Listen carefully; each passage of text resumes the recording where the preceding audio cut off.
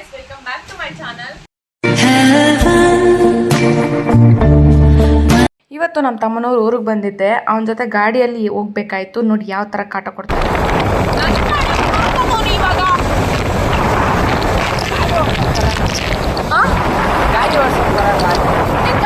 ಬರುತ್ತೆ ಅದಕ್ಕೆ ನಿಧಾನ ಕೊಡ್ತು ಪ್ಲೀಸ್. ನಾನು ನಿಜವಾಗ್ಲೂ ನೋಡಿ ಇವಾಗ ನಿಮ್ಮ ಮಾವನಾಗಿದ್ರೆ ಹೊಡೆದಾಕ್ಬೇಕು ನಾವು. ಅಣ್ಣ ನನ್ನ ಕೈಲಿ ಆಯ್ತಾ ಇಲ್ಲ. ಅಯ್ಯೋ ಅಣ್ಣ ನಾನು ಸತ್ತೋದಂಗೆ ಆಗೋಯ್ತಾ ಇದ್ದೇನೆ. A few moments later.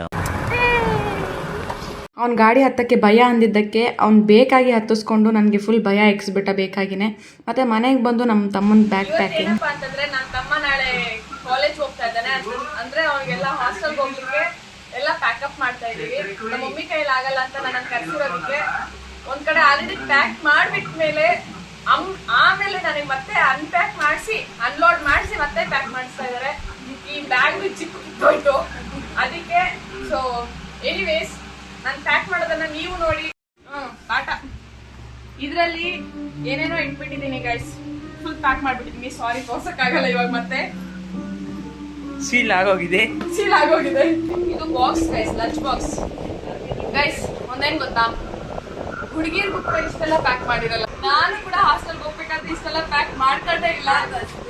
ನನ್ನ ತಮ್ಮನು ಪಾಪ ದೂರ ಹೋಗ್ತಿರೋ ರೀಸನ್ಗೆ ಇಷ್ಟು ಪ್ಯಾಕ್ ಮಾಡ್ತಾ ಇದೀವಿ ಅಷ್ಟೇ ಗೈಸ್.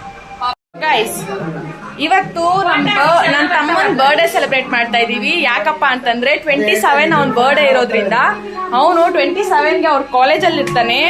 ಸೊ ಹಂಗಾಗಿ ನಾವು ಅಡ್ವಾನ್ಸ್ ಆಗಿ ಬರ್ಡೇನ ಸೆಲೆಬ್ರೇಟ್ ಮಾಡ್ತಾ ಇದ್ವಿ. Happy birthday Gautam.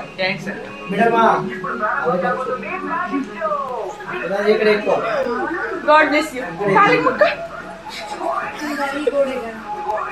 ಇಲ್ಲಿಗೆ ನಾನು ಈ ವ್ಲಾಗ್ನ ಎಂಡ್ ಮಾಡ್ತಾ ಇದ್ದೀನಿ. ನೆಕ್ಸ್ಟ್ ಡೇ ಮಾರ್ನಿಂಗ್ ನಾವು ಅವ್ನ ಕಾಲೇಜ್ ಕಡೆ ಹೊರಡ್ತೀವಿ. ಅದನ್ನು ನಾನು ನೆಕ್ಸ್ಟ್ ವ್ಲಾಗಲ್ಲಿ ತೋರಿಸ್ತೀನಿ. ಅಲ್ಲಿವರೆಗೂ ಸಬ್ಸ್ಕ್ರೈಬ್ ಮಾಡ್ಕೊಂಡು ಸಪೋರ್ಟ್ ಮಾಡಿ. Thank you so much for watching. Love you all.